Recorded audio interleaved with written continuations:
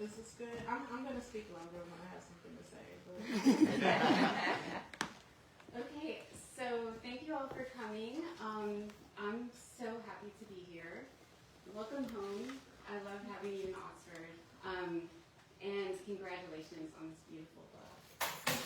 So I wanted to share some news from your publisher. Was that yesterday or today? Yesterday. So yesterday on the pub date for Beyond the Watershed, Nadia found out that it's already gone into a second printing. Whoa.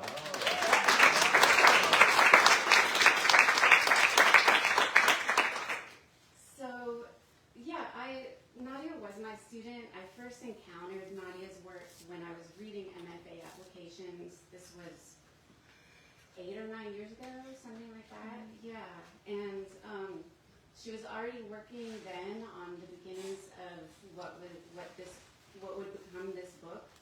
And the poems in that work sample were so grounded and centered and insistent, and it was just a pleasure to have her here for all of those years and see these poems develop and the photography alongside it. And I'm so glad that Kevin Carey was willing to publish the photos in the book too. They're so beautifully reproduced. They did a nice job. So I do want to ask you about the photos, but first can you read a few poems for us? Sure. I'm going to start with the title poem of the book, which is called Watershed.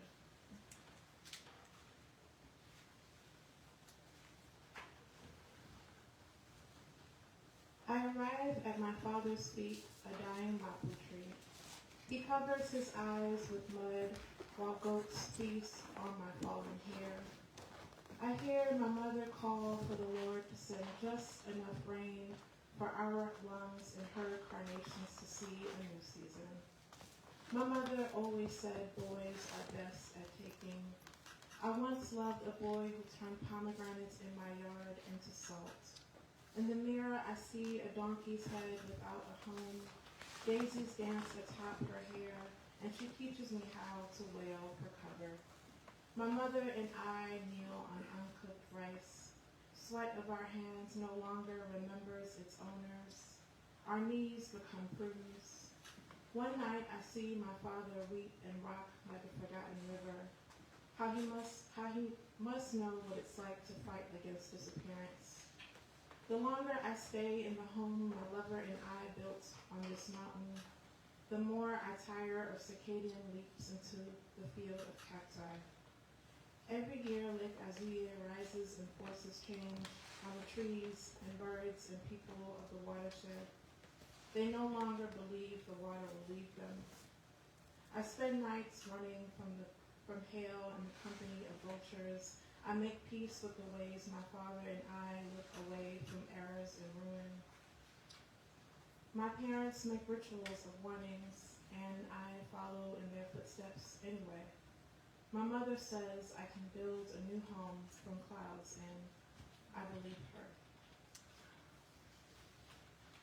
Right. Next poem I'm going to read is Portraits. This is actually the first time I'm reading this poem publicly, so let's see how that goes. Portraits. 1. Your little sister sits on your bed and says she wants to be just like you when she gets older. The 21-year-old box of you bursts into a butterfly of thanks and surprise, but the tightness of your stance says otherwise. As you search for words that don't want your mouth, instead you hand her silence and ask her about school and the trees. 2. You are standing in black curtains. There are ripe apples and gold at your feet, and they aren't here to see them. After a long drive, your family arrives, but your degree is already in hand. You walk downstairs to greet them and go. You feel relief in your blood, and you want to kiss them. You haven't learned a thing, so you smile and don't. 3. It's the day after Daddy's birthday, and you realize you forgot.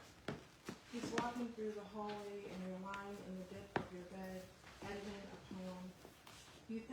whether or not you should apologize and say happy birthday. 4.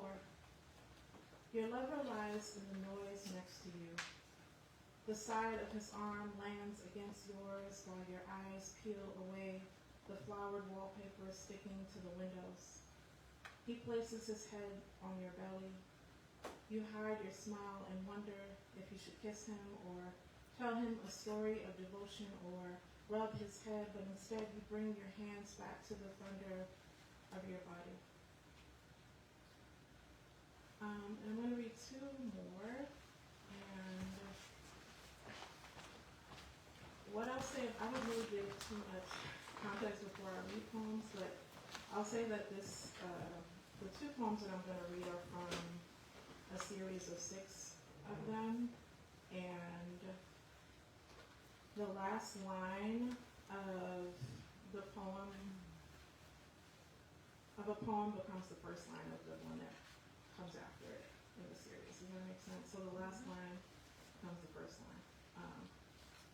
And Ezeli Danto, I'll say this too, is a Haitian Loa. I guess the closest way I can say that to explain it is like almost like a deity in Haitian voodoo, and she is a Loa for women and children who are victims of abuse.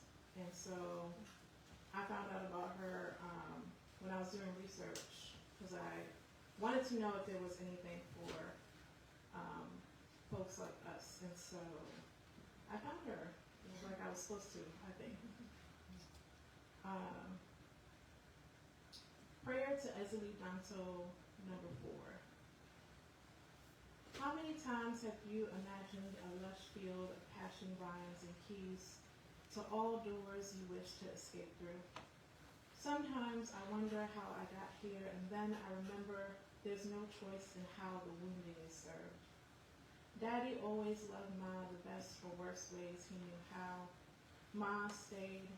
When I asked why, answers did little to fill the multiplying prayers in my hands.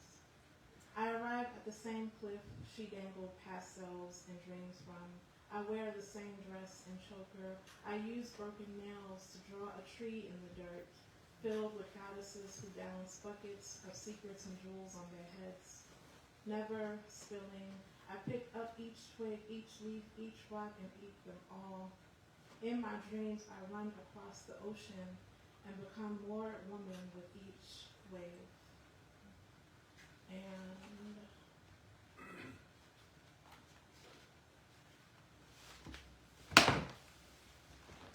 this is the last one. Prayer to Ezeli Danto, number 5.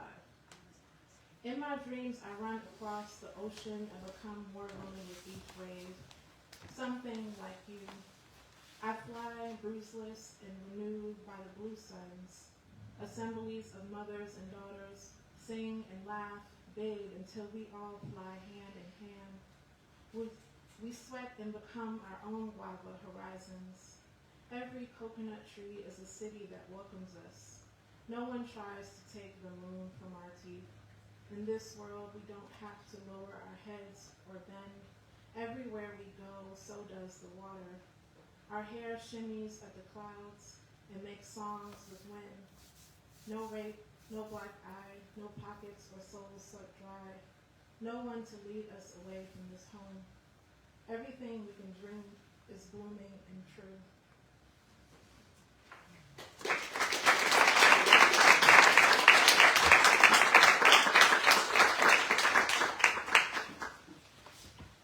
I wanted to just share, for those of you who don't have the book yet, these Ezeli Danto poems, the facing page is the same photograph. So the way that these are spaced throughout the book, I think creates a really beautiful rhythm in the, yeah. So I wanted to ask you about your approach to your subject matter here. So you write about incredibly personal, painful histories. You write about family. You write about migration. You write about subject especially, end up seeming angry or self-pitying, or like the books become a kind of performance of victimhood. And this is not that at all. These are poems of growth and liberation and a really deep understanding. And it reads at times almost like a spiritual guide out of the darkness. And so I guess my question is like, how do you get to that place in these poems, and how do you navigate these real circumstances while also thinking about art making, about poetics and craft? I think I got to that place by looking for parallels between the human experience and the natural world. I think that really kind of helped me, and I wanted the book to feel like somewhat of a journey, and by the end of it, hopefully you feel hopeful as the speaker is in the book. And so I wanted to not just have poems that where there's a lot of pain, and I wanted there to be poems that were lighter as well. And in the depiction of the pain, I wanted the speaker to kind of just be recounting things, but only in the way that she could do so. And so that's where the image system becomes important in the book. And the title of the book is coming to me right now because it used to be called Watersheds, and I was kind of thinking of the poems as like watershed moments. And then I decided to, the editor was like, we need to, suggested that we change the title. And I was like, okay, but I want to keep watershed in the title. So I put Beyond the Watershed. So I wanted to suggest that there was movement throughout the book, and a movement beyond what happened, the things that happened in the book, the negative things.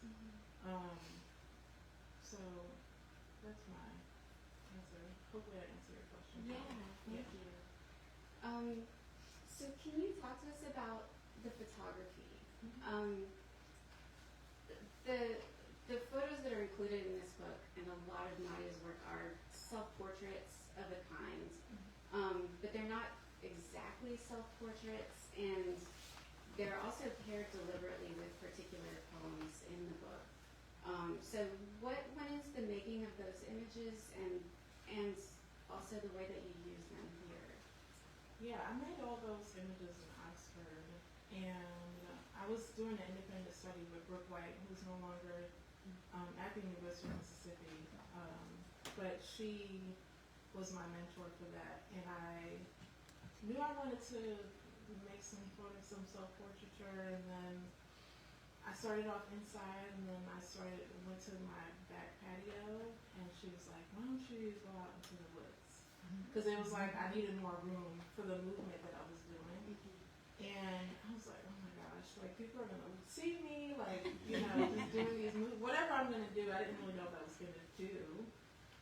And I just got over that. And I happened upon a spot in Oxford, and the process of making the photographs is very intuitive. I had similar interests with the photography project, which is called What Endures, as some of the topics of the book. And the suggestion is that the Black female body and spirit and self is part of what endures, in addition to the land and such. So it's very intuitive. I took Ubers out there, and then I made the photograph. I didn't have a car back then, so I was able to take Ubers, and I made the photographs, and I had a ritual. I always played music, the same track, and I became less fearful of nature, because I used to be afraid of getting bit and all those things. And it was very much like an unfolding. And then one day I decided to include the photographs in the book. After I saw a poet do that, she had some visual art in her book alongside the poems or within. And I was like, I never need to do this. And so I was like, I'm going to do this just in my own way. And so I see the photographs as kind of speaking to the poems. I'm really interested to hear what people, how people interpret it and how they feel and how they receive that. But I felt like it expanded on the words. You know, there's the idea that the poem should be able to stand on its own, but I really like doing different things. I like when poets do push boundaries and especially if they include visual art in their work. And so I wanted to see what that could look like for mine. Yeah. So I'm curious about how your photography practice and your poetic practice, like, how does that function? Do you go back and forth? Like, you made this body of work and then paired them with poems that were already existing, but like, I'd love to hear more about that creative process and how what that relationship's like. When I'm writing poems, I don't really know what's going to come out necessarily. I might be working on a certain project, but whatever poem wants to come out is going to come out, whether it fits or not. And then when I go out to make photographs, I have an idea.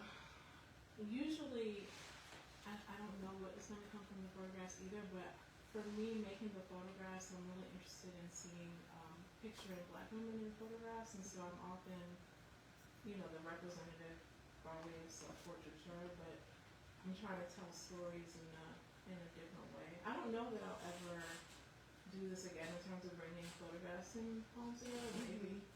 I would like to learn other kinds of visual art and like see if I can do something more.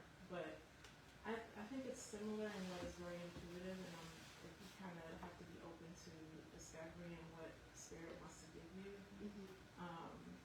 But yeah, I hold on to certain objects because I think I might use them for photographs. So I'm kind of always thinking about it and not at the same time. Yeah. Okay. Thanks. Okay, I'm gonna switch gears here. You have one poem in this book, He Reasons, that is a persona poem in the voice of a man who is abusive to his girlfriend. So it's a really remarkable, surprising poem.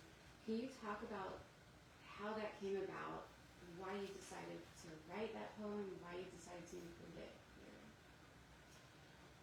So that's the only poem in the book where you get to hear from the abuser, like you mentioned. And I thought I had to come to a place, in order to write better poems, I had to come to see the abuser as a human, and as a complex being, and which is not to excuse the behavior, but I just wanted to write better poems, and so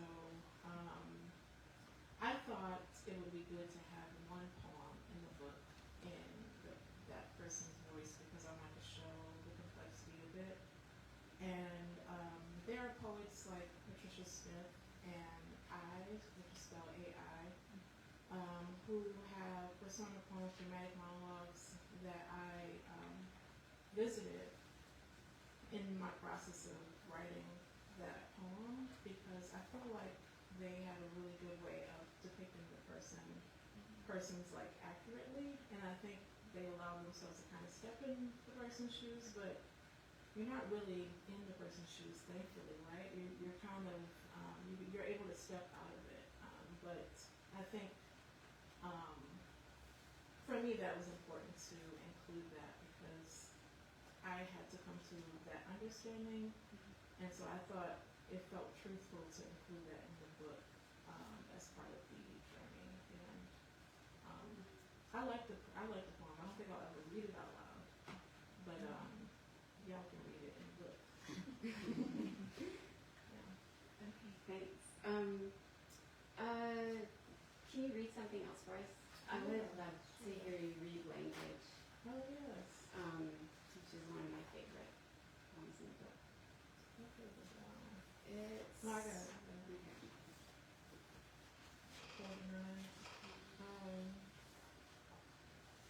Yeah, this is a palindrome poem, language, which is a miracle. Maybe we can talk about it. Language. The ocean swallowed a father, my father's father whole. His father ate too many hearts of chicken and women. He ate his children, my father, one of them. By the time my mother and father walked by the same tree, he was born again into new skins. My father is multilingual. He knows the cadence of clouds after memoration. The language, algebra equations, American English, rough hands, Haitian Creole, turnbacks and laughter. He taught me how to eat the sun in my own tongue. How to eat the sun in my own tongue. Turnbacks and laughter. He taught me English, rough hands, Haitian Creole, algebra equations, American after memoration, the language. He knows the cadence of clouds into new skins. My father is multilingual. By the same tree he was born again by the time my mother and father met his children. My father, one of them, too many hearts of chicken and women. He ate my father's father whole. His father ate the ocean and swallowed a father. So good, right? It's, yeah. How can you talk about how you constructed that? It's like it's doing so many interesting things. I wrote it at January O'Neill's class when she was here as a freshman, and she taught the palindrome poem, and I don't think I had heard of it before. Maybe I forgot if I did. And we studied Natasha Trethewey's palindrome, which is called Myth, and I was like, there was something mythic, to her poem, but it was also about grief and other things. And I'm really interested in that in poetry. There's some poems in this book that are kind of strange and maybe may not make as much sense to folks, but I like constructing what I consider sort of mythic kind of poems, or in Amy's class we did some supposition poetry, and I did some strange things there too. So I thought that the form really lent itself to being able to construct a world or something, like a mini world that may not exist. This idea of repetition, this idea of lineage, and understanding something in new ways, or in a new way, was interesting to me, and I just really loved Natasha Trethewey's poem. And I don't know, this poem just came, I don't know. I really don't know. When I read it, the first half, I was like, what is this? And then I just flipped it. So I don't think I did too many drafts of this poem either, because I think it was very much I believe in this idea that my stuff comes from spirit or whatever. So I feel like that was some type of collaboration thing. I mean, it's magical. It seems almost like the perfect form to talk about home and migration, like the way that it moves back and forth, and like the water in this poem too, that movement, the circularity of it. Yeah, it's really extraordinary. Yeah, I think I love sitting by the river as a young person. In New York, there was as much nature as I got sitting by the river. But I also grew up in a home that flooded a lot, and so I became kind of interested in fixating on water as something that brought peace, but also could really be destructive. And so I was interested in that in this book. And so, you can have a poem where you're running across the ocean and becoming more woman with each wave, and then a poem where you're being plunged into the ocean and thinking of it as a space where people go to die.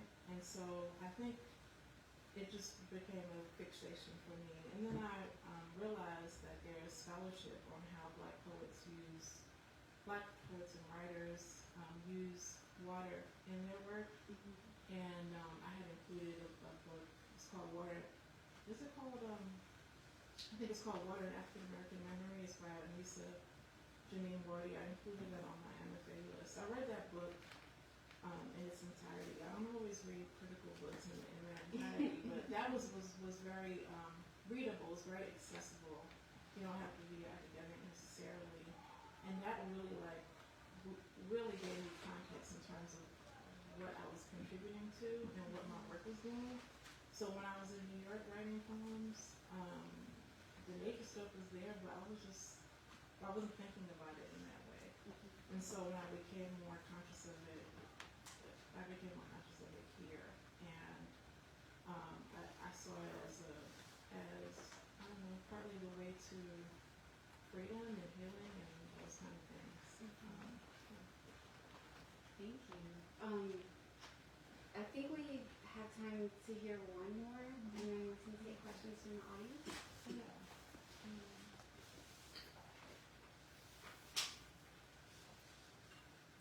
Which one should I? Let me do the favorite one. Yeah, since we were just talking about the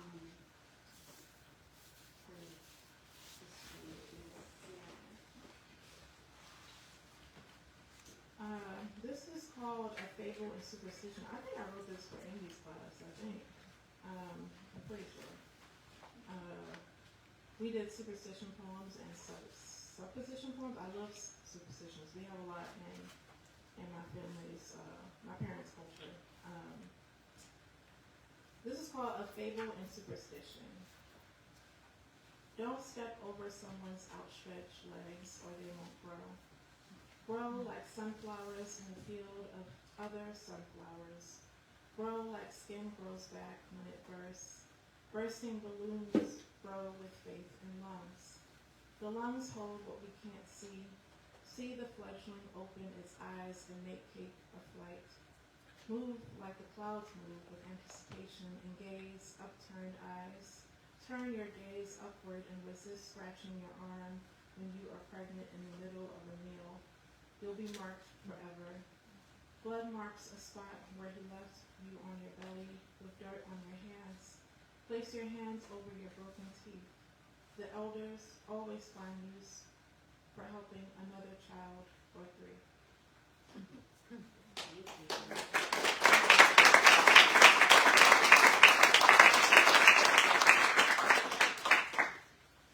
Does anybody have questions for Nadia?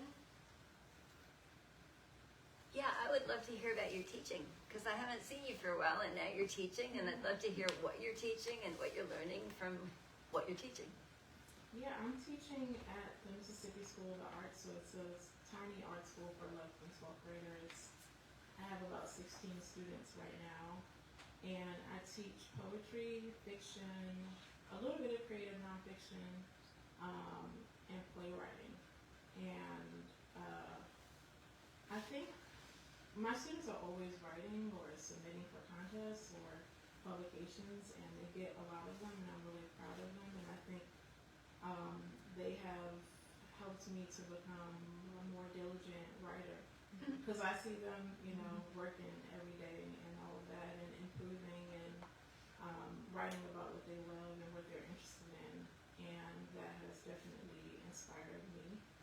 And I am really grateful to be able to, what I see as giving back to Mississippi in that way, and in terms of mentoring and encouraging young writers, which I feel like in my classroom there could be the next TSA Lehman or Desmond Ward. That's what my hope is. I think that there's a lot of talent in this state, and all of them may not continue writing beyond the experience, but I'm hoping that they, at least some of them, do, and become names that people around the country and the world say. So it's really nice. It's kind of like, to me, like a mini MFA but for high school students, but they have to take English and science and things, so there's different. But my classroom is a place where they can be free and they don't have to worry about, obsessing over grades and things like that. It's just about making work, revising it, and being a community. Thank you. Any other questions? What song did you listen to? It's there's a Haitian there's a Haitian DJ called DJ Sabine, and she has a boiler. It's a DJ set, so it's a mix of songs. It's like house and house music and like traditional Haitian music. It's a mix. It sounds very naturey. Like you hear, it's a mix of things. And so for me, it felt like channeling my intuition and whatever else to make the work. And I just played the same thing over and over. And I never knew what I was going to make necessarily when I went out there, what movements and things I was going to do. But I'll send it to you. But her name is DJ Sabine, and she's on Instagram as Oya Sound, I think. But yeah, it felt very ancestral as well.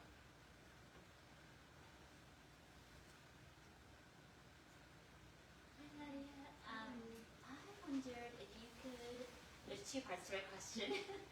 The first part is for MFA students in here. What piece of advice would you give to students now that you wish maybe, like if you could talk to Nadia, first year MFA student, and then two, what about just for people in general who always love poetry, love reading it, but kind of don't know where to start? So one more specific to MFA student, first year in particular, and then one to just general people who, I always feel like people love poetry, but they don't know where to start with it. Yeah, I would say to MFA students, not to compare yourself to others, and just focus on making work and making genuine connections with whoever. You don't have to be cool with everyone on the same level. I think I came down here knowing exactly what I wanted to do, and then I ended up doing things that I didn't imagine that I would do. And so I think I was focused on making work and sending things out, and being outside and hanging out, and not. I had to resist comparison, and I think that is something we can fall into. And everyone is really walking on their own path, and I think when you are too focused on others, you kind of slow yourself down, which is like a cliche concept that we know, but we can kind of forget. So I just remember your why and just be persistent with that. I don't know. I think people should read poetry by living poets. If you want to see what's really, there's poetry by non-living poets that I love, but I think that if you are kind of getting into poetry, read poetry by living poets who are writing right now. I particularly recommend folks to reach for poets of color, but you can read poetry by people of any background. Some of my favorite poets, range, but I would reach for what's happening right now, and I think, where could you find out? I think, where would I find out? Oh man, I don't know. Poetry.com is really good about publishing the Poetry Foundation and Poets.org, those kind of websites, you can see what's being published contemporary poetry. I would sign up for the poem a day and just kind of use some of those poems as prompts. You can take a line from it and have that be your prompt for a new piece. But that's what I would read living poets, and then you can circle back to others too. Was there anything that you learned about yourself or were surprised at when you actually got the book in hand? I wasn't surprised when I got the book in hand. I thought it was going to be a beautiful book. I knew how it was going to feel because I know what their books feel like. What I learned, I feel like I learned a lot about myself. I learned that the world and my experience, the world is a lot, what it means to be human is a lot bigger than what I thought, and I don't have to tie who I am to certain experiences. And I think that was part of why being outside was so transformative for me, because At some point, not really, it's much later, I started to see I'm like a tree as well. Like, what does it mean to be the sun and all of that? And I think that really expanded what it means to be human for me. If I see myself as a reflection of or equivalent to those things. And so I feel like the book really expanded my world. And then the ability to name certain things, whether it be like trees or birds, is something that Amy taught us about. And I connected that to being able to name things in your own personal experience, like whether it be things that happen to you or diagnosis or things, and what does that mean when you're able to identify what something is, and that allows you to kind of discover more and maybe pass or like embrace it in a new way. So I don't know, things are much bigger to me, and I feel really grateful for that. It's wonderful. Thank you. Okay, that was a beautiful note to end on. Thank you so much, Nadia.